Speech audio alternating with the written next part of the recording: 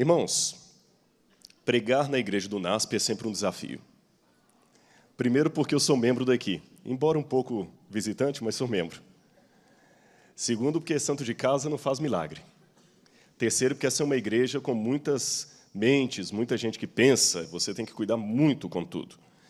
Mas eu espero que a graça de Deus esteja conosco e que o Espírito Santo realmente fale aqui nessa reflexão que teremos nos próximos minutos. Eu queria, nesse momento, compartilhar com os irmãos, e vocês vão entendendo, à medida que eu vou lendo, o porquê do sermão que eu vou pregar. Eu vou pregar hoje sobre o livro de Daniel. E eu queria abrir com um comentário escrito pela autora Ellen White. Eu esclareço, em primeiro lugar, que Ellen White não é a Bíblia. O meu sermão será baseado na Bíblia. O que eu vou ler aqui é apenas uma introdução de um sermão. Se você quiser colocar como um quebra-gelo, pode. Uma introdução.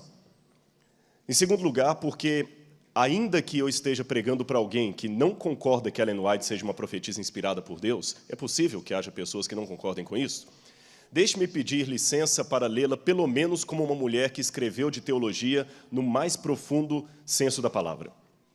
Ainda que eu não acreditasse no dom profético de Ellen White, eu sou obrigado pelo menos a dar-lhe um título honoris causa de teóloga.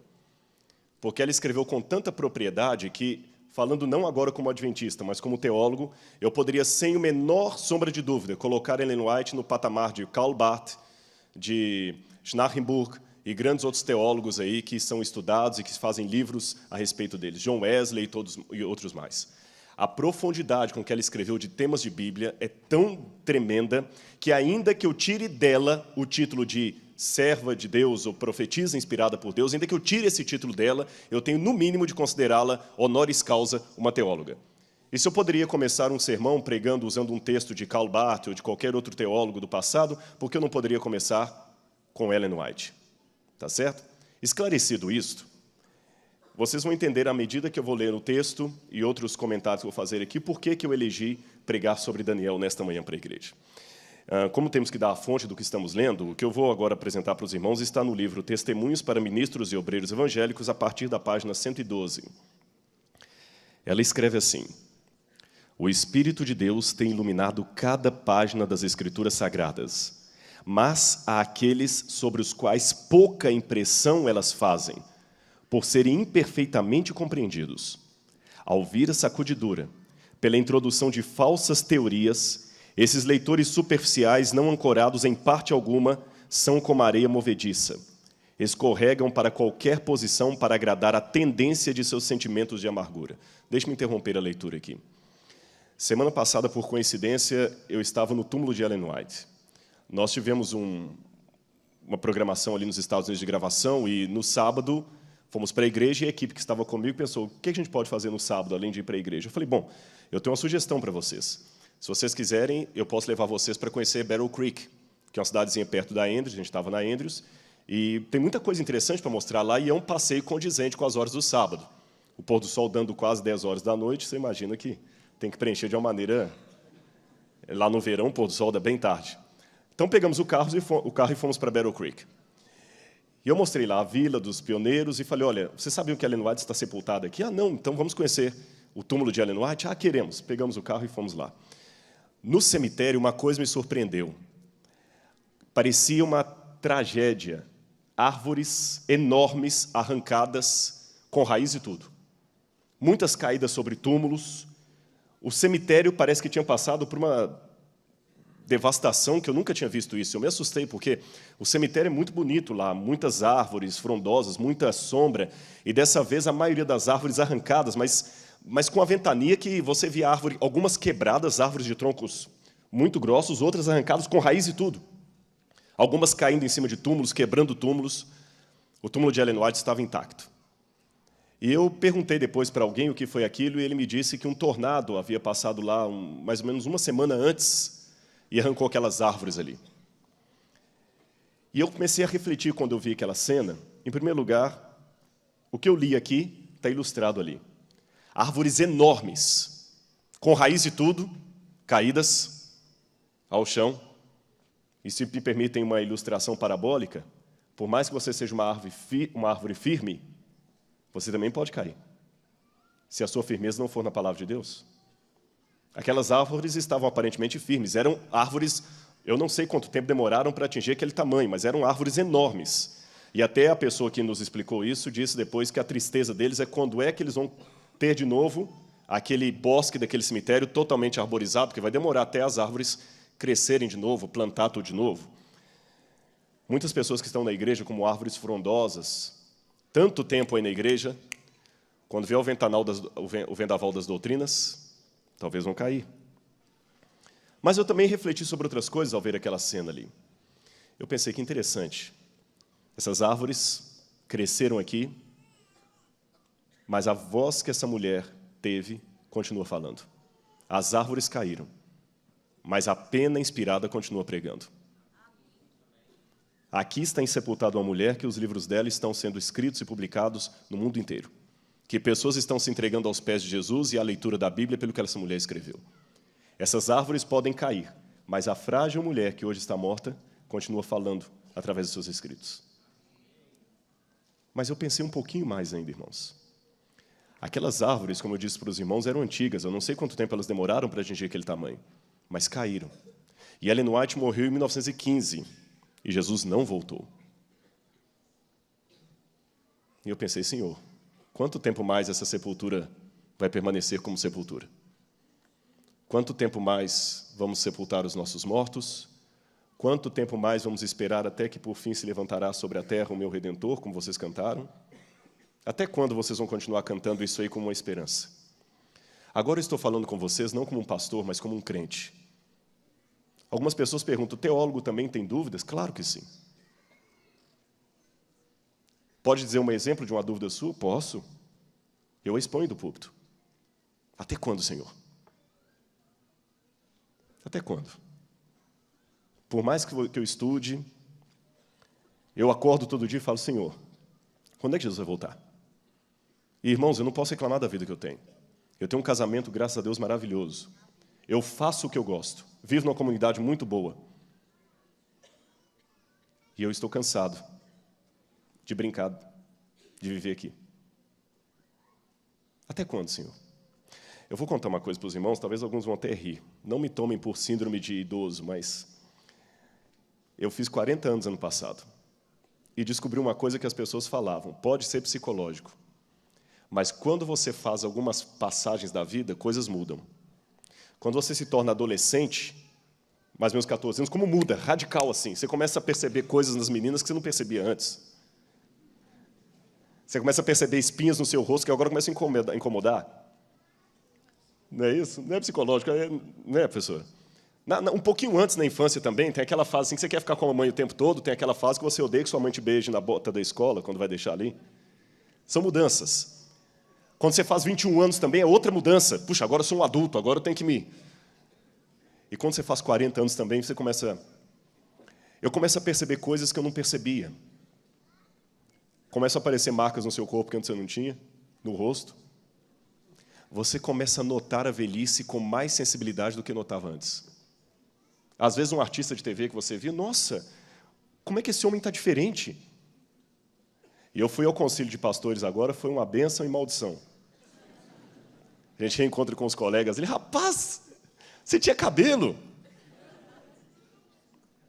Um dia um pastor pregou desse púlpito aqui, eu estava assistindo com minha esposa, ele falou assim, antes me chamavam de meu jovem, agora já me chamam de velho amigo. Eu comecei a rir, eu falei, mas peraí, ele estudou comigo, eu estou rindo de quê?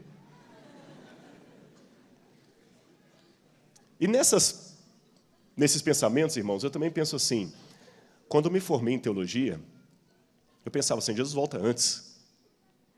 Eu já estou tendo ex-alunos, colegas de seminário hoje. Eu era o professor mais novo do seminário.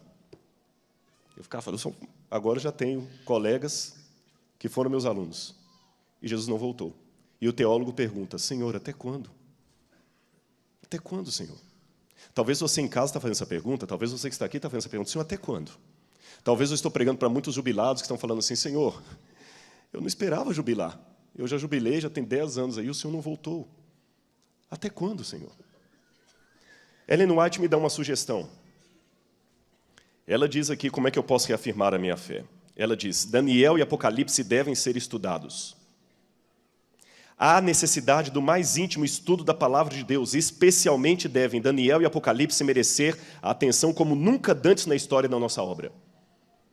Podemos ter menos a dizer, em alguns sentidos, quanto ao poder romano e ao papado, mas devemos chamar a atenção para o que os profetas e apóstolos têm escrito sob a inspiração do Espírito Santo de Deus. De tal modo, tem o Espírito Santo moldado as questões, tanto no dar a profecia, como nos acontecimentos descritos, que ensina como o agente humano deve ser conservado fora de vista, escondido em Cristo, e que o Senhor Deus dos céus, a sua lei, devem ser exaltados. Lede o livro de Daniel. Recapitulai ponto por ponto a história dos reinos que estão ali representados. Contemplai os estadistas, concílios, poderosos, exércitos, e vede como Deus operou para abater o orgulho dos homens e lançar por terra a glória humana. A luz que Daniel recebeu de Deus foi dada especialmente para esses últimos dias. As visões que ele viu às margens do Ulai e do Hidekel, os grandes rios de Sinear, estão agora em processo de cumprimento, e logo ocorrerão todos os acontecimentos ali preditos. Já que ela falou dessas visões, eu queria ler essas visões com os irmãos. Vamos ler Daniel, capítulo 12? Abra sua Bíblia comigo. E hoje eu aproveito para estrear no púlpito a Bíblia que eu ganhei lá no Conselho de Pastores. Todos nós ganhamos uma Bíblia. Eu estou estreando a minha aqui, viu? Bíblia nova é ruim, né? Porque está tudo novinho, as páginas não estão com marcas ainda. Eu vou ler com os irmãos, prestem atenção e vocês vão entender mais outra razão por que eu escolhi esse sermão para pregar. Daniel, capítulo 12, versículos 1 em diante. Assim diz na minha tradução: nesse tempo se levantará Miguel, o grande príncipe, o defensor dos filhos do povo, e por fim se levantará sobre a terra. Vocês cantaram. E haverá tempo de angústia, o qual nunca houve. Esse tempo de angústia, o qual nunca houve, desde que houve nação até aquele tempo. Mas naquele tempo será salvo o teu povo e todo aquele que for achado inscrito no livro. Fique sua Bíblia aberta. Aqui nós sabemos que é justamente quando Jesus termina a sua obra no santuário celestial, se levantará Miguel, e ele então prepara a sua comitiva para descer à terra. Nesse ínterim, entre a saída de Cristo do santuário celestial e o retorno de fato aqui na terra, nesse ínterim, haverá um tempo de angústia. E Ellen White diz num outro texto do Grande Conflito que se há algo que possamos exagerar, isto não é o tempo de angústia. Ela fala que tudo que vamos descrever podemos cair no exagero. Ela falou, porém não tem como exagerar a angústia que aguarda o povo de Deus. Muitos dos que dormem no pó da terra ressuscitarão. Uns para a vida eterna, outros para a vergonha e horror eterno. Aqui ainda não é a ressurreição última, é a ressurreição especial. Aqueles que crucificaram a Jesus vão ressuscitar para ver o Senhor voltando nas nuvens, e alguns dos que morreram, ou todos, que morreram firmes na mensagem do terceiro anjo, também ressuscitarão primeiro. Note que a Bíblia fala, muitos dos que estão no pó da terra, não fala todos, então não se trata daquela ressurreição geral. E diz que alguns ressuscitarão para a glória, outros para o vexame. Então aqui nós temos a profecia dos soldados romanos e de muitos que morreram na mensagem do terceiro anjo. Os que forem sábios, pois, resplandecerão com o fulgor do firmamento, e os que a muitos conduzirem à justiça como as estrelas sempre e eternamente. Tu, porém, Daniel, encerra as palavras, sela o livro. Até quando? Até o tempo do fim. Muitos esquadrinharão, e o saber se multiplicará. Então eu, Daniel, olhei, e estavam em pé outros dois, um de cada lado do rio, que Ellen White mencionou, o rio Ulai, e outro do outro lado. Um deles disse ao homem vestido de linho que estava sobre as águas do rio, quando se cumprirão essas maravilhas? Aqui outro ponto que eu quero interromper a leitura. Aqui está a dúvida do teólogo, que era a dúvida até de um mensageiro celestial. Quando se cumprirão essas maravilhas, Senhor? Daniel teve o privilégio que nós não tivemos. Ele viu. E quando ele viu, ótimo, Senhor, maravilha, mas quando? Quando sucederão essas coisas? Ouvi o homem vestido de linho que estava sobre as águas do rio, quando levantou a mão direita e esquerda ao céu, e jurou por aquele que vive eternamente que isso será depois de um tempo, 2 tempos e metade de um tempo. E quando se acabar a destruição do poder do povo santo, estas coisas se cumprirão. Eu ouvi, diz Daniel, porém não entendi. Então eu disse, meu Senhor, Desculpe, quando será o fim destas coisas? E Deus não respondeu quando será, ele só disse, vai, Daniel, segue o teu caminho. Porque essas palavras estão encerradas e seladas até o tempo do fim. Muitos serão purificados, embranquecidos e provados. Mas os perversos procederão perversamente, e nenhum deles entenderá, mas os sábios entenderão. Depois do tempo em que o sacrifício diário for tirado e posta a abominação assoladora, haverá ainda 1.290 dias. Bem-aventurado o que espere e chega até 1.335 dias. Tu, porém, segue o teu caminho, até o fim, pois descansarás. E ao fim dos dias te levantarás para receber a tua herança. Desculpe-me se eu frustro alguns nessa manhã, mas eu não vou explicar os 1.290 dias, nem 1.335 dias. Esse é um assunto ainda em aberto, há posições, e eu não creio que aqui um púlpito, o sermão, seria o lugar ideal para discutirmos esse detalhe da profecia. Mas ele está dentro do contexto aqui. Eu quero pregar nesta manhã, o meu objetivo é sobre o livro de Daniel, é um sermão temático. Como que eu, através do livro de Daniel, respondo essa angústia que eu tenho como teólogo? Senhor, até quando? Até quando? Quantos morreram esperando, e até quando, Senhor? E quanto tempo mais? Há várias crianças aqui na igreja, até quando, Senhor? Milhares de pastores reunidos em Foz do Iguaçu, conclamando, pedindo a Deus o Espírito Santo, e pregando de casa em casa a esperança, Jesus voltará, e amém, e vai voltar, mas até quando, Senhor? Eu pergunto. E eu quase que ouço a voz de Deus falando como Daniel, vai, Rodrigo, segue o teu caminho. Continua dando suas aulas e pregando. Deixa o quando comigo. Prega o que eu mandei. Eu sei que há alunos de história aqui, deixe-me contar para vocês uma coisa que talvez vocês já ouviram de algum professor. Existe um ramo da história que me fascina, chama-se psicobiografia.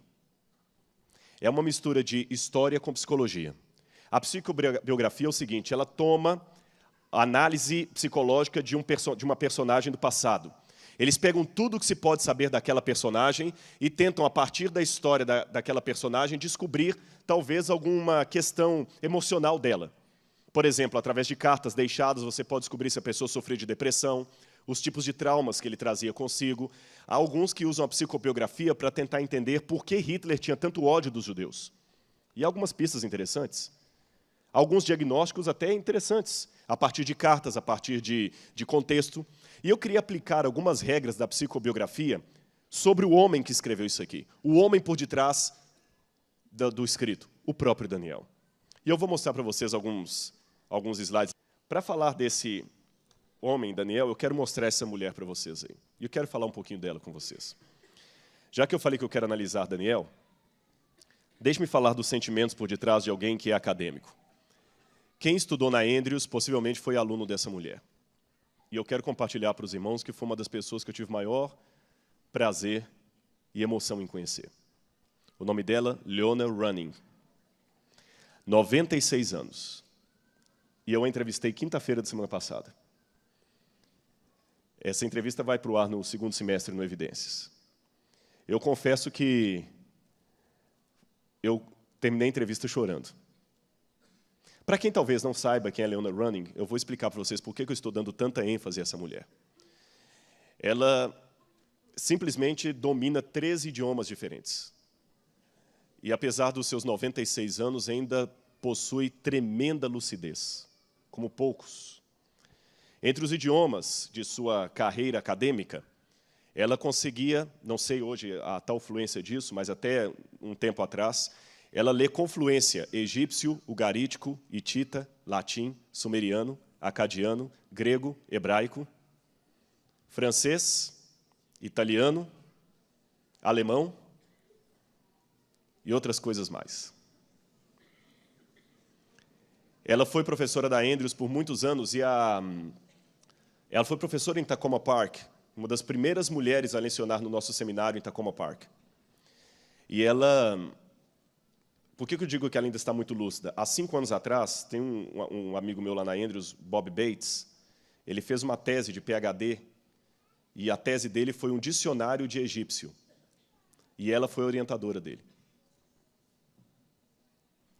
E essa mulher foi secretária de Albright. Agora eu vou falar da área da arqueologia. Albright está para a arqueologia como Freud está para a psicanálise, o pai da arqueologia moderna. E eu entrevistei essa mulher, e ela está com 96 anos, talvez a última entrevista da vida dela, muito frágil fisicamente, mas lúcida. E ela começou a contar a história dela, e uma das grandes angústias que ela teve é porque, com 1 ano e meio de casado, o seu esposo morreu. E ela resolveu, então, dedicar a vida aos estudos para tentar suplantar a dor da perda do marido. E, no final da entrevista, eu perguntei para ela, mas e sobre o seu marido? E a volta de Jesus? E ela começou a chorar.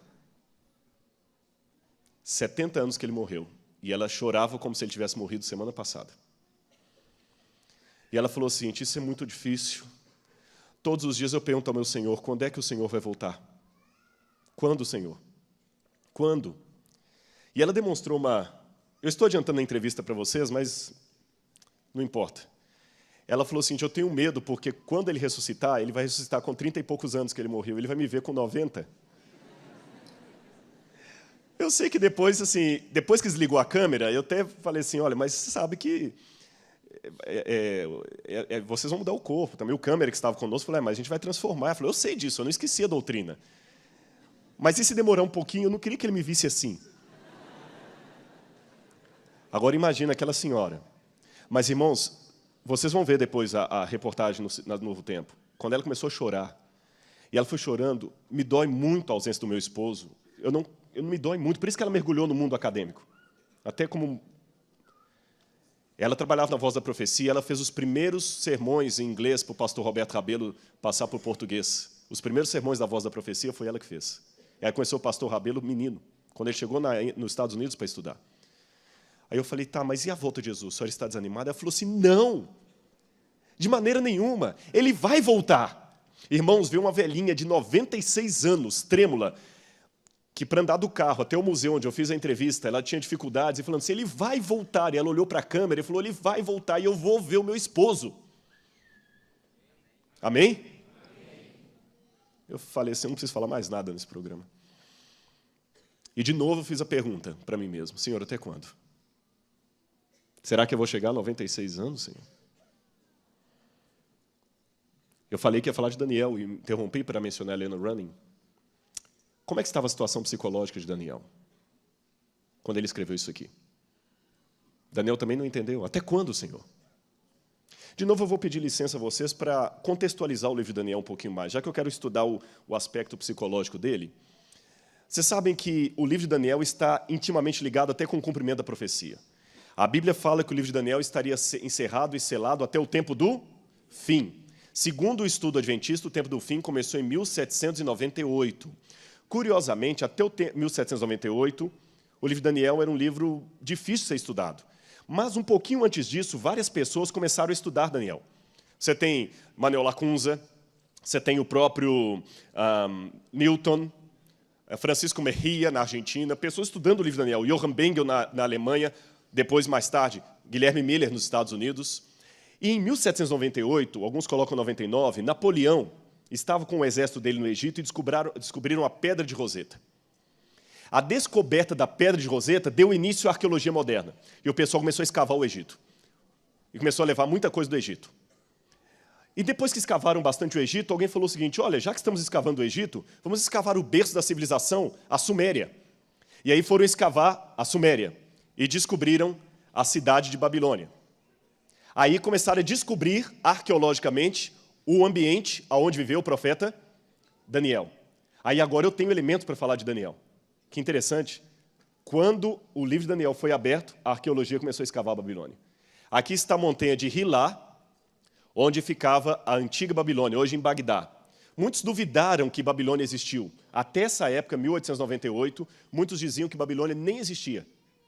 Mas um homem chamado Robert Coldway desconfiou que aquelas casas dos beduínos que ficavam na beira do rio Eufrates eram feitas com tijolos muito antigos. E quando ele foi examinar, esses tijolos eram da Babilônia.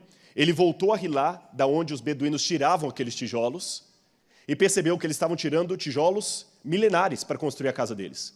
Ele começou a escavar aquela montanha e descobriu, esse é Robert Coldway, ele descobriu que embaixo de Hilá estavam as ruínas de Babilônia. Olha quanta coisa foi fotografada na época. Tudo isso aí estava por milênios desaparecido. Os críticos da Bíblia diziam que Babilônia não existia, mas a arqueologia mostrou a existência de um grande império mencionado na Bíblia, chamado Babilônia. E não somente isto, eles também começaram a encontrar escritas cuneiformes ali, que ajudaram a contar a história daquele lugar.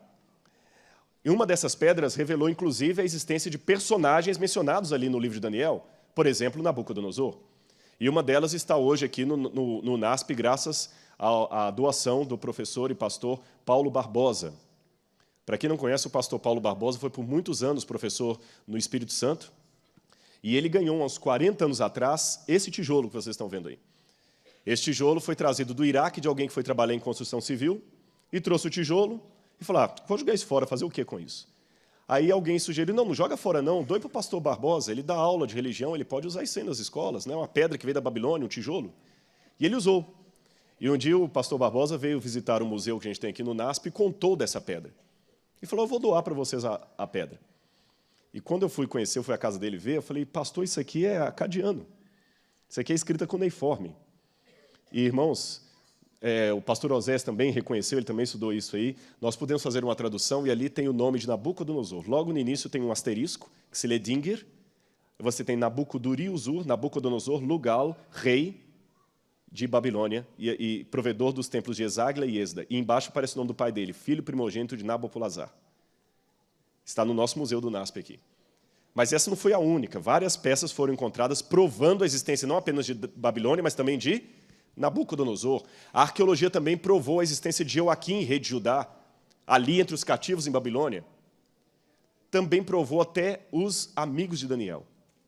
Ali eu estou apontando um dos cilindros que diz que Nabucodonosor, com medo de uma represália, de uma traição, ele nomeou apenas 50 pessoas para trabalhar em seu séquito real.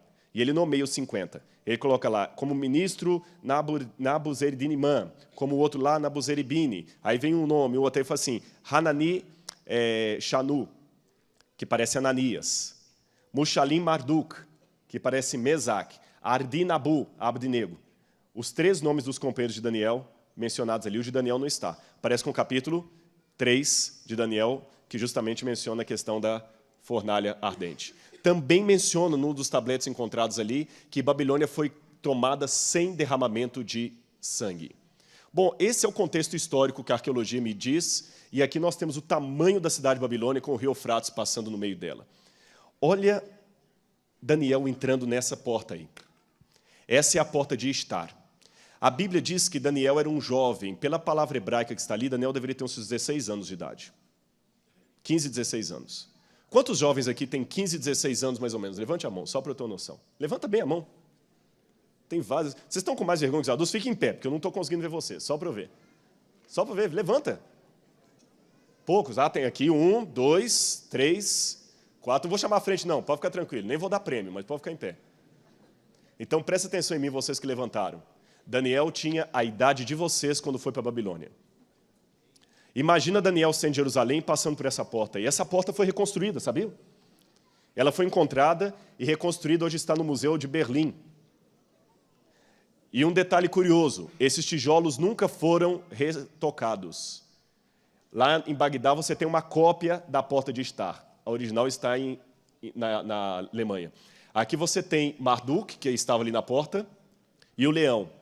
Isso é feito de lápis lazuli, 2.600 anos, nunca retocado.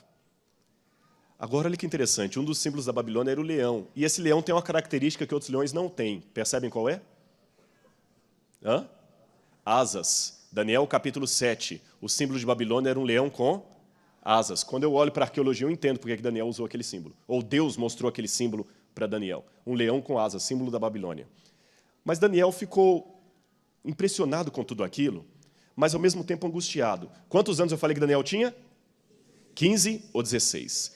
De Jerusalém até Bagdá, que seria mais ou menos a distância de Jerusalém à Babilônia, dá uns 900 quilômetros se você andar em linha reta. Mas as pessoas não andavam em linha reta. Elas iam circundando montanhas, subindo, descendo. Eu posso falar de 1.500 quilômetros de caminhada, 25 quilômetros por dia a pé. Imagina você andar cerca de 1.500 quilômetros a pé, com algemas e com detalhe. Você não está indo para umas férias, você está indo para a prisão. Imagina.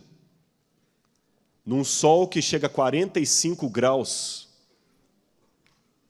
e andando. E você era nobre. Até quando, Senhor, vai durar essa algema? Até quando, Senhor? E um detalhe a mais.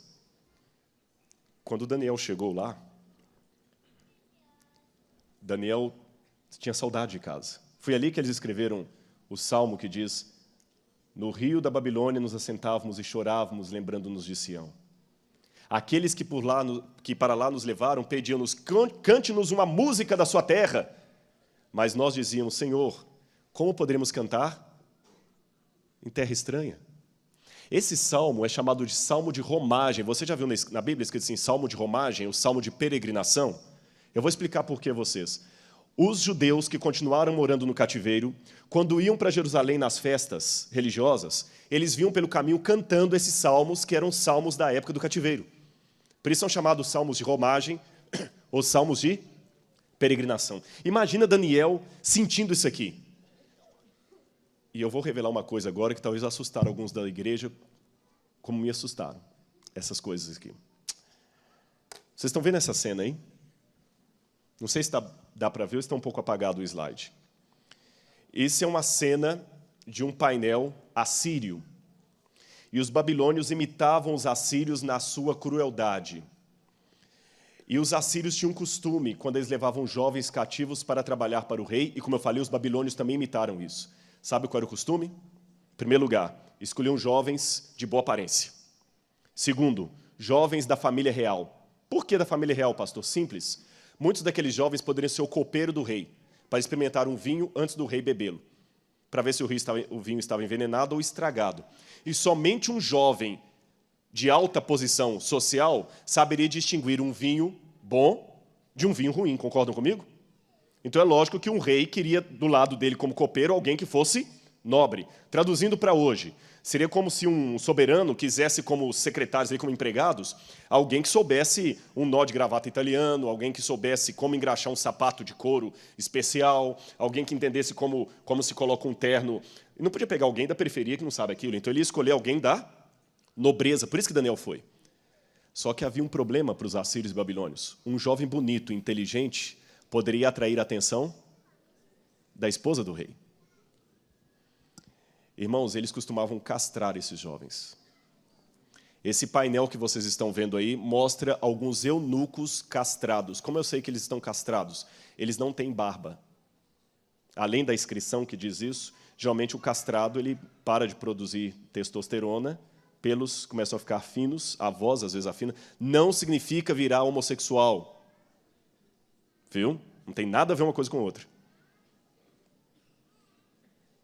Mas alguns comentaristas, repito, para ficar bem claro, e você que está em casa não vai interpretar, não significa que a pessoa se transforma em homossexual, nem efeminado. Ficou claro? Esclarecido isso aqui, para não dar nenhuma dúvida para ninguém. Alguns comentaristas levantam a hipótese que Daniel também sofreu esse tipo de castigo. Eu não posso afirmar isso aqui, mas realmente é uma coisa que... Com base em que, pastor, esses comentaristas afirmam isso? Bom, eu vou dar para vocês alguns exemplos. Letra A. Quem cuidou de Daniel e os companheiros dele? O chefe dos eunucos. Letra B. A Bíblia não menciona a família de Daniel. Ah, pastor, mas a Bíblia também não menciona a família de João, nem de... Então, não significa que... O silêncio é um argumento muito fraco, concordo com você. Mas lembra quando Daniel foi atirado na cova dos leões e os 3 companheiros na fornalha ardente? Depois que eles saíram dali, quem foi atirado no lugar deles? Os inimigos deles. E eles foram atirados sozinhos? Com quem? Com a família, porque naquele tempo, quando alguém era condenado à morte, a família toda ia junto. Então, o fato dos companheiros de Daniel serem lançados na fornalha ardente, não mencionar esposas nem filhos, e Daniel na cova dos leões também sozinho, indica que não tinha família, porque se tivesse mulher e filhos, teriam lançados juntos. Outro argumento. Olha esse texto que eu gostaria de ler com vocês. Isaías, capítulo 39, versículo 7. Isaías 39, verso 7. Dos teus próprios filhos que gerarem, tomarão para que sejam o quê? Eunucos no palácio do rei da Babilônia. Deixa-me perguntar para a igreja. Essa profecia de Isaías, relativa ao cativeiro, diz que Deus ia trazer o cativeiro por que razão? Porque Israel era fiel? Não ouvi a resposta. Porque Israel estava cumprindo a lei? Por que veio o cativeiro, irmãos? Porque Israel pecou. Porque Israel estava em apostasia. Eu pergunto a vocês, Daniel estava em apostasia? Mas Daniel sofreu a consequência. Outra lição que eu aprendo do livro de Daniel. Você que está sentado aí agora, lembra que Ellen White falou dos murmuradores? Você está disposto a sofrer junto com o povo de Deus as consequências da apostasia do povo de Deus, mesmo que você esteja sendo fiel? Isso é um recado especialmente para os dissidentes. É fácil fazer um movimento e ficar criticando de fora. Quando a senhora White fala no livro Santificação sobre a oração de Daniel, ela fala, Daniel se identificou com Israel pecador. Olha o capítulo 9 de Daniel. Quando ele ora, ele fala, Senhor, nós, primeira pessoa do plural, nós temos pecado contra ti. Daniel não tinha pecado, mas mesmo assim, é lógico, tinha pecado no sentido, ele era um pecador. Eu disse, ele não estava naquela apostasia, mas eu quero dizer, mesmo naquela situação de espiritualidade, ele não apontava o dedo para criticar, ele se envolvia com a igreja. E quando nós temos as nossas rodinhas aqui em volta do colégio, nós nos identificamos com a igreja ou a gente critica? Esse povo, essa igreja, não é mais como no meu tempo. Com todo respeito a alguns que já são mais experientes do que eu. Eu respeito tremendamente aqueles pioneiros. Mas ali naquela igreja também tinha problemas. Se não teriam terminado a obra do Evangelho, Jesus tinha voltado. Então não acho que é criticando a juventude de hoje, achando que a de ontem era melhor, que a de hoje não presta. E da mesma maneira, vocês jovens, não é desrespeitando os mais velhos, achando que eles não sabem nada, porque pelo contrário. Eu sou um pastor que eu gosto de responder perguntas, mas fazer perguntas também. Por que hoje brinca tanto? Por que hoje ficou tão normal passar a noite na balada e no outro dia cantar na igreja? Vocês têm amigos que fazem isso. Por quê? Agora é o pastor que está perguntando. Por quê? Viu? O pastor também pergunta. Por quê? Ficar brincando. Aquele namoro lá, por quê? Irmãos, eu confesso para vocês, eu vejo algumas cenas de alguns namorados aqui que eu não vou chamar a atenção, porque eu sei que eu vou passar por idiota ainda, mas pensa se Deus está sendo louvado com alguns tipos de namoros que alguns têm, até dentro do campus ou fora dele. Pensa se Deus está sendo louvado com o que está aparecendo no seu computador lá no quarto. Tá bom? E antes de falar assim, esses velhos, eles não querem... Respeite, é a igreja. Meu pai foi muito duro comigo. Você vai ser como Daniel, vai se identificar com os erros do seu pai e pedir perdão a Deus? Ou você vai ficar só criticando? Irmãos, vamos nos identificar com a igreja. Senhor, a igreja é tua e é nossa. Eu amo essa igreja, Senhor. Se ela está em pecado, Pai, eu estou sofrendo com ela. Daniel, se proceder essa hipótese que Daniel sofreu esse tipo de agressão física, irmãos, vocês não estão entendendo onde é que eu quero chegar agora. Eu posso ter demorado a vir até aqui, a questão da psicologia, o lado psicológico de Daniel. Quando ele perguntou, até quando, Senhor, quando se cumpriram essas maravilhas? Imagina o que é para um homem sofrer esse tipo de agressão física. Sendo fiel a Deus, jovem, na flor da idade, belo, inteligente. Senhor, por quê? Por quê, Senhor? E vou contar para vocês outras coisas que eu aprendo do livro de Daniel. O que o livro de Daniel me ensina? Em primeiro lugar, não ceder em princípios. Quando eu leio Daniel capítulo 1, lá diz assim, e propôs Daniel firmemente não se contaminar com a iguaria do rei. Isso era mais do que simplesmente ser vegetariano ou não ser vegetariano, irmãos. Aliás, nem peguem isso aí para falar que Daniel era vegetariano, viu? Não vou entrar nesse mérito aqui, mas eu não acho que é... Não podemos usar passagens que não estão dizendo aquilo para provar o que a gente gostaria que provasse, entende? É muito perigoso isso. Daniel foi fiel ali porque o rei estava servindo carnes sacrificadas a ídolos. E ele falou, não vou comer. Não vou comer.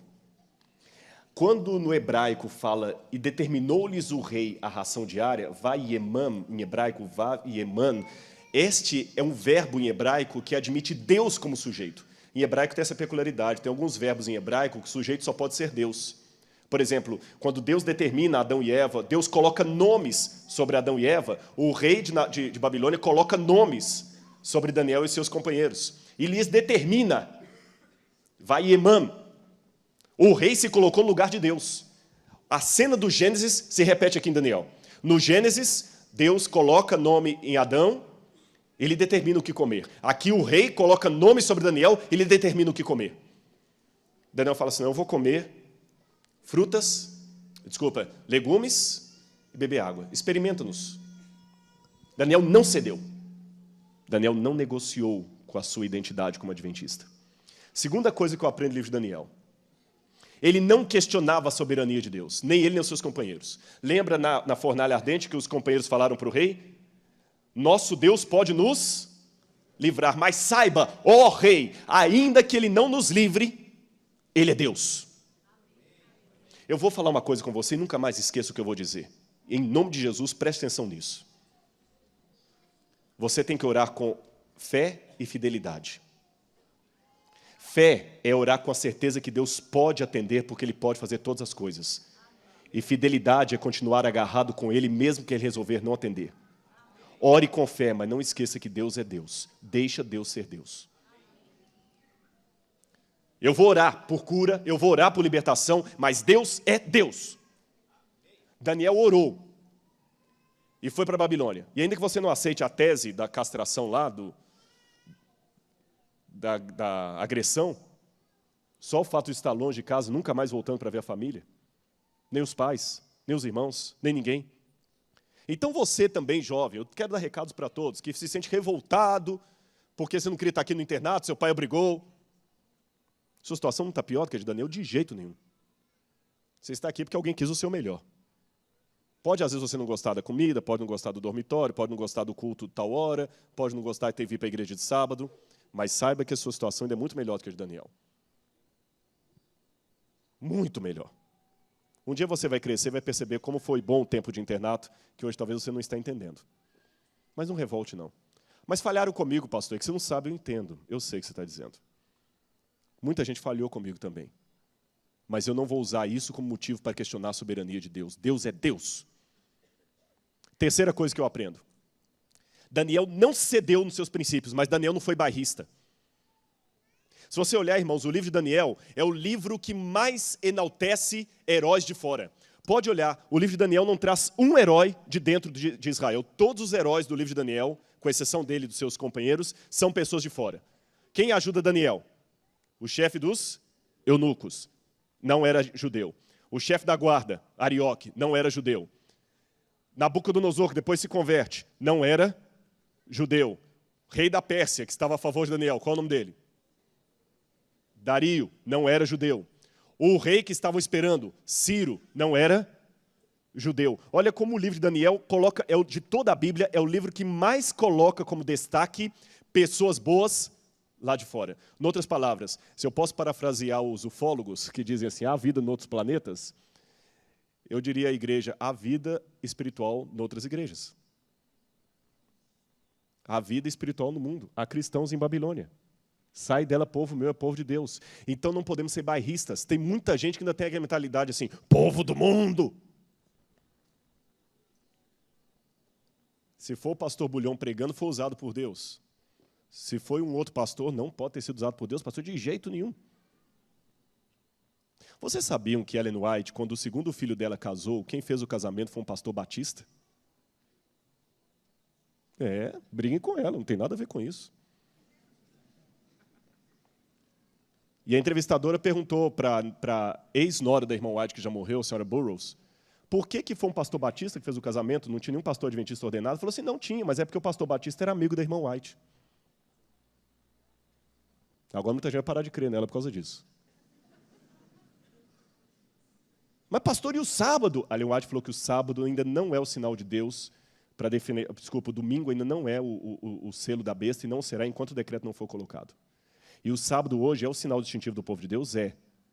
Mas não para longe de qualquer questionamento. Tem muita gente guardando o sábado hoje que, embora esteja no povo de Deus, não faz parte dele. Quando o decreto dominical for colocado, e nós vamos diferenciar as pessoas por guarda de dia. Até lá, isso ainda é meio subjetivo. A igreja de Deus é a igreja adventista do sétimo dia, ponto. Não abro mão disso. Mas ela é maior do que a igreja adventista.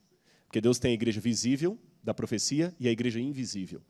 Daniel reconhecia que tinha pessoas sinceras lá fora. Vocês perceberam aqui a dinâmica? Daniel não cedeu. Não é questão agora de vou me tornar metaleiro para ganhar os metaleiros. Mas também não é questão de falar assim, é do mundo, não vou nem encostar em você. Nós temos que parar com isso. Olha, irmãos, eu vi uma cena uma vez aqui, triste. O dono de um restaurante aqui perto, uma vez, falou assim, olha, eu fiquei chateado com algumas pessoas que vieram aqui, e na hora da refeição lá, aprontou um escândalo no restaurante, porque supôs que a pessoa tinha usado a carne, a faca, para cortar a carne, a mesma faca do porco. Ele falou, não, eu conheço os adventistas, eu não faço um negócio desse aqui. Mas ele aprontou um escândalo e começou a gritar, nós somos especiais, vocês têm que entender que somos especiais. E esse dono do restaurante falou assim, se fossem tão especiais, você não estaria comendo aquela carne, porque eu conheço o que vocês pregam. Irmãos, eu estou falando de coisas que nós vivemos. Nós queremos ser tão diferentes e nos tornamos tão iguais. Nós rejeitamos o povo do mundo, mas aceitamos o mundo. Não é meio irônico isso? Eu tenho que rejeitar o mundo, não o povo do mundo.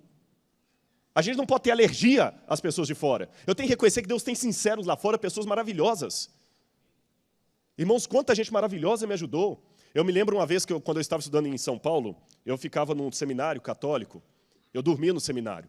E eu chegava todo domingo à noite e o padre já tinha comida preparada para mim lá no micro-ondas. E um dia eu peguei a comida lá, e quando eu fui comer, ele, Rodrigo, desculpa, perdão. Ele saiu correndo, o que foi? Tomou o prato da minha mão, jogou fora assim, desculpe, eu esqueci que hoje era o dia que você vinha, e a empregada colocou tocinho de porco no feijão. Desculpe, faz o seguinte, coloca o arroz aqui que está limpinho, eu vou fazer um ovo para você aqui, um omelete e tudo mais e tal. E esse padre veio aqui assistir um sermão que eu preguei aqui há muito tempo atrás. Eu vou falar que esse homem é um hipócrita? Deus tem sinceros lá fora. Eu posso ser um adventista sem discriminar. Amém? Então, estou indo bem no sermão. Silêncio pode significar sono, pode significar um monte de coisa. Outra coisa que eu aprendo no livro de Daniel. Ter bons modos para testemunhar. Irmãos, a Lisli apareceu com um livro lá em casa que eu queria até transformar num manual missionário. Regras de etiqueta. Como se portar numa mesa, o que evitar, o que não evitar. Interessante, né? Como se portar a uma mesa. E eu achava que nós devíamos ter um livro de regras de etiqueta no evangelismo. Que às vezes nós pagamos muito mico na hora de evangelizar. A gente acha que já tem que de cara falar do sábado. Tem jovens universitários que acham que o jeito dele pregar é na primeira aula de biologia, é já levantar a mão e debater com o professor em sala de aula sobre criacionismo e evolucionismo. Não é aí. O homem é professor, ele é doutor, ele está 20 anos dando aula ali, você é primeiro-anista. Você tem que primeiro demonstrar que você é o melhor aluno daquela faculdade, que você é gente boa, que vale a pena te ouvir, que você entregue seus trabalhos em dia. Aí, o dia que você abrir a mão e falar o seguinte, desculpa, eu discordo disso aí, tu não vai querer te ouvir, não. Se você é tão inteligente e discorda, alguma razão tem. No primeiro dia, você é um ilustre desconhecido. Hoje eu estou casado com minha esposa, mas no primeiro dia que eu conheci, eu desse um beijo na boca dela. Desculpa, eu cacófato. Eu não estaria dando aula aqui. Primeiro, você tem que conhecer a pessoa tinha que conhecer para ver que vale a pena te ouvir. Daniel, antes de falar qualquer coisa, mostrou que ele era.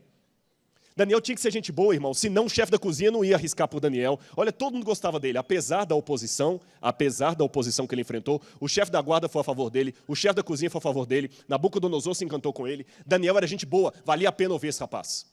Então, minha sugestão, pregue muito e fale só o essencial. Pregue muito e fale pouco. A sua vida é a única Bíblia que muita gente está lendo lá fora. Outra coisa que eu aprendo do livro de Daniel. Daniel, apesar de todo o sofrimento, continuava tendo alegria. O livro de Daniel é um livro que tem ironia e humor. Quando você lê no livro de Daniel assim, e Nabucodonosor disse, ao som da gaita, ao som disso, ao som daquilo, vocês vão se prostrar e não dá uma lista de instrumentos ali. Você notou, Lineu, que várias vezes repete os instrumentos? Sabe por quê? Humor. É engraçado. Em hebraico, a repetição constante de alguns elementos assim, ou o exagero é humor, quando Jesus disse, é mais fácil passar um camelo no fundo de uma agulha que um rico entrar no céu, isso era humor. As pessoas riam. Daniel ali tinha um bom senso de humor. E o rei disse de novo, vamos lá, ao som disso, daquilo, prostrem. Olha, de novo, hein? Vou repetir. Ao som disso, daquilo, prostrem-se. É verdade que ao som disso, daquilo, vocês não se prostraram? Essa repetição constante é um jeito bem humorado de contar a história. E eu costumo dizer para meus alunos que se um homem não sabe rir de uma boa piada, desconfie da teologia dele. É doente. Agora, por outro lado, Daniel também não usava esse humor de maneira irresponsável. Ele não perdia o senso da solenidade, especialmente quando falava das coisas do céu. Em hebraico, irmãos, quando você fala em prosa, é para coisas comuns. Quando você fala em poesia, é para coisas solenes. É diferente do português, né? Toda vez que um profeta está falando, ele começa em prosa. No meio do texto, ele passa para poesia. Opa, aqui é uma coisa solene, é uma ênfase. Daniel, no capítulo 7, quando ele fala da terra, ele fala em prosa. Quando ele fala do céu, ele fala em poesia. Toda vez você vê em Daniel, ele está falando dos animais, é prosa. Quando ele fala do filho do homem vindo para receber o reino, aquela cena ali do trono, ele fala em poesia. Ele sabe diferenciar as coisas de Deus das coisas do mundo. Ele não brinca. Pessoal, presta atenção nisso, que isso é muito sério, principalmente vocês que cantam. Ele não brinca com coisas de Deus. Outro detalhe que eu aprendo do livro de Daniel. Ele tinha noção de onde ele era, de quem ele era. Mais um detalhe. Daniel também eu aprendo que o reino não virá pelo meu esforço, mas por ação divina. Lembra que a pedra foi cortada sem auxílio de mãos. O reino vai vir, mas não é por Rodrigo Silva. O reino vai vir quase a despeito de Rodrigo Silva. Deus em si mesmo se basta, mas Ele resolveu contar comigo. Então, isso é um privilégio que eu peço a Deus para não permitir que eu frustre. Outro detalhe, o reino de Deus pode demorar. Daniel, vai, porque essas profecias se referem a dias ainda muito distantes. Outro detalhe, esperar pelo reino no cativeiro é diferente de esperar em casa. Essa expressão em hebraico que está ali, Leshanah Rabaa Beyerushalayim, traduzindo, significa ano que vem Jerusalém. Os judeus, quando moram na diáspora, fora de Israel, eles têm um costume, especialmente na Páscoa, no Pessah, no Yom Kippur, que é o dia da expiação, eles falam assim, ano que vem Jerusalém, quer dizer, nós vamos para lá. Dizem alguns que essa tradição começou no cativeiro, quando os judeus tinham a esperança de no ano que vem o cativeiro acabar. E passava o ano e não acabava, mas todo ano eles falavam assim, não tem problema, um dia vai acabar, ano que vem Jerusalém. Leshanah Rabaa Veio Yerushalayim. Ano que vem, Jerusalém. Lá em casa, quando eu faço pôr do sol com a minha esposa, a gente sempre se cumprimenta assim, ano que vem, Jerusalém. Não sei se vai ser em 2012, mas um ano que vem vai ter. E a esperança fica. Eu quero terminar esse sermão contando duas coisas para os irmãos. E desculpe, eu não quero transgredir o sábado por fazer menção de um filme. Quando eu fizer a menção do filme, vocês vão entender que é apropriado o comentário. Quando eu voltei, a minha esposa comentou de um filme que ela assistiu. E uma das coisas que eu gosto muito do meu casamento é que eu converso muito com minha esposa. Ela é minha amiga. Isso é bom. Não estou falando isso para ser politicamente correto, não, irmãos. É porque numa época em que o casamento é tão questionado. E ela me contou desse filme que ela assistiu. Passou na TV esses dias que eu estava fora aí. E ela, quando contou o filme, ela começou a emocionar, chorando, que ela disse que chorou quando assistiu o filme. E quando ela contou, ela começou a chorar e eu quase chorei também. Fiquem tranquilos, vocês não vão chorar. Ela disse que lembrou de mim, porque eu gosto de cachorro, viu? Não interpretem mal. É um filme sobre um cachorro japonês, e esse cachorro, isso que passou agora na televisão esse filme. Muitos assistiram, né? Mas a Globo está com um ibope bom aqui, viu? Eu espero que é Novo Tempo também. Eu sei que o cachorro, ele ficava, o dono, ele teve um carinho muito grande com esse dono, e esse cachorro teve uma história tão especial que eu vou contar partes que o filme não mostrou. O Rakito, que é o nome desse cachorro, aqui está uma estátua dele que foi erguida lá em Tóquio. Puxa vida, por que um cachorro mereceria uma estátua? A fidelidade dele ao dono. O dono criou, e a Lisledes que foi mostrando o carinho do dono com o cachorro, e o cachorro foi crescendo, ele pegou o cachorro, e o dono ia trabalhar, o dono era professor, ele ia para a estação, o cachorro ia com ele. Quando ele entrava no trem, o cachorro voltava para casa. Quando era a hora do trem chegar, o cachorro ia para a estação e ficava esperando o dono. Até que um dia, o cachorro não queria que o dono embarcasse no trem de jeito nenhum. Parecia que o cachorro estava entendendo alguma coisa.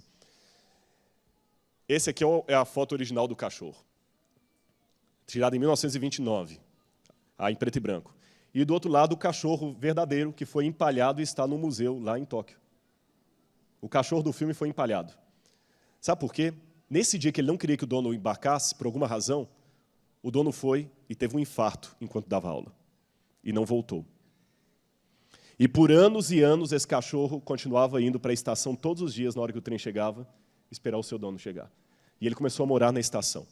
Ele dormia debaixo dos trilhos, e na hora que o trem chegava, ele chegava e sentava lá, esperando o dono que nunca mais ia voltar.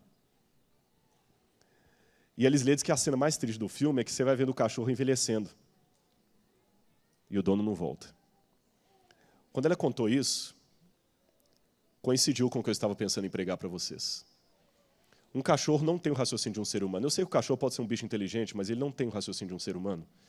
Mas se um cachorro consegue ter tanta fidelidade em ficar esperando um dono, por que eu não vou continuar esperando o meu Senhor? Até quando, Senhor? Não sei. Mas eu sei de uma coisa, irmãos, Daniel não era um mero historiador. Ele verificava o pulso da história e sabia interpretar os tempos. E eu aprendo mais uma coisa do livro de Daniel. Eu comecei esse sermão perguntando até quando. Passei pela história de Leona Running, que também perguntou até quando. Mostrei Daniel perguntando até quando. Mostrei que Daniel tinha todos os motivos humanos para questionar a Deus. Mas ele continuou esperando. E a última coisa, presta atenção no que eu vou dizer agora. Existe uma diferença entre esperar no cativeiro e esperar em casa. Daniel sabia o tema do grande conflito. E a dinâmica do grande conflito é que se nós sofremos demais, nós não suportamos, mas se sofremos de menos, não sabemos qual mal é o mal e não desejamos nos livrar dele. E como o mal imita o bem? No livro de Daniel você tem a pedra que sai do céu, que a montanha é um símbolo do céu, ela é arrancada de uma montanha, é o símbolo do céu. E essa pedra que sai do céu atinge a terra e cresce e enche a terra. E o pequeno chifre é um chifre que sai da terra e atinge o céu, imitando o poder de Deus. Ele sabia o que era o grande conflito. Esperar a Deus no cativeiro é diferente de esperar em casa. Você está sabendo esperar a volta de Jesus? Deixa eu contar uma última ilustração para você pensar no resto desse sábado. Uma vez eu li uma coisa de Paulo Freire, um verso que eu nunca tinha lido, um verbo. Ele falou do verbo esperançar. A palavra esperança pode vir de esperar e de esperançar. Eu contei isso numa vigília aqui, gostaria de pedir licença para contar isso de novo à igreja. Uma vez eu passei 50 dias longe da minha esposa. Ela estava na África do Sul e estava em Israel. Quando eu voltei, eu estava ansioso por ver a minha esposa. E você vai entender nessa minha ansiedade o que significa esperançar. Eu fui para Caprioli ali esperar o ônibus chegar e eu estava com flores na mão. E o meu comportamento dizia que eu estava esperançando. Não esperando, esperançando. E eu ficava andando para um lado, e aflito, e olhava na esquina, e o ônibus nada. Uma senhora perguntou, puxa, mas você tá com tanta euforia, quem você está esperando? E eu nem percebi que eu estava tão empolgado. É a minha esposa. A sua esposa? Ela está vindo aonde? Da África do Sul. É mesmo? E o que você faz? Eu sou professor e pastor lá no NASP, sou da Igreja Adventista, a minha esposa é professora lá. E comecei, eu não sei, daqui a pouquinho eu sei que não era só aquela mulher, tinha uma outra com ela, mais um senhor, mais um outro, mais um outro, mais um outro. E uma chegou e falou assim, mas ela é sua namorada? Eu falei, mais do que isso, ela é esposa. E fiz assim, aí eu cutucou o marido, tá vendo? O ônibus chegou. A porta abriu, aquela primeira falou assim, não, espera aí, ele vai na frente. Espera aí, motorista, deixa ele entrar. A Lisli vai me matar para eu estar contando isso aqui, mas tudo bem. Quando eu entrei, que eu abracei, evidentemente beijei, porque casado pode. Todo mundo lá fora aplaudiu. A Lisli era mais conhecida lá fora do que qualquer um. Mas dessa história um tanto engraçada, eu quero ilustrar para vocês o que significa esperançar. Esperar é estar à espera de algo. Esperançar é ter tanta vontade que a coisa venha, que você leva outros a esperarem juntos com você. Era espalhar a esperança. Irmãos, eu vou continuar esperando o meu Senhor. A minha dúvida teológica ainda não sanou. Até quando, Senhor? Quando Jesus voltará? Não sei. Desculpem, meus alunos, o professor de vocês não sabe e nunca vai poder responder. Quantos anos, pastor, você acha? Mais 10 anos, 5? Não sei. Eu sei que ele em breve voltará. Quando será esse breve, eu não sei. Eu sei o seguinte, pela minha força, mas pela graça, não pela minha força, mas pela graça de Deus, eu vou continuar esperando. E eu conclamo você, a partir dessa introdução, desse panorama do livro de Daniel também, a esperar. Lembrando que estamos num cativeiro, na Babilônia, esperar. O meu Senhor voltará, e eu vou ficar esperando. Se um cachorro, que é um ser que não tem a inteligência do ser humano, pode ficar esperando o seu dono, porque eu não posso esperar o meu Senhor? Então, no nome de Jesus, espere, porque Ele voltará. Até quando, Senhor, eu não sei. E enquanto você espera, estude as profecias de Daniel, estude Apocalipse. Você está na Babilônia, mas acreditem, meu irmão, Ele vai voltar. Meus amados, vocês que já jubilaram, talvez não esperavam chegar à jubilação, eu posso dizer que eu entendo a angústia de vocês, porque vocês não esperavam, mas Ele vai voltar. Eu sei que desde que vocês eram criancinhas na igreja, já diziam isso, vocês estão com 70, 80 anos, mas Ele vai voltar. Muitos já morreram, mas Ele vai voltar. Lineu, Ele vai voltar. Você era uma criancinha e seu pai já cantava, você já é um maestro hoje, mas Ele vai voltar. As músicas que vocês compõem, Jader, vão virar realidade. E em nome de Jesus eu quero continuar esperando. Vamos orar agora. Amado Pai, em nome de Jesus eu entrego esta igreja no Teu altar. Ouça a nossa voz agora, Senhor, do santuário celestial. Ouça, amado Pai, o nosso clamor. Como Daniel, Senhor, muitas vezes perguntamos, até quando, Senhor? Quando nós veremos essas maravilhas? Quando, Senhor, o pequeno chifre será definitivamente derrotado? Quando, Senhor, a pedra arrancada sem auxílio de mãos baterá no fim da estátua, consumindo-a e ao mesmo tempo enchendo toda a terra? Quando, Senhor, virá o Teu reino?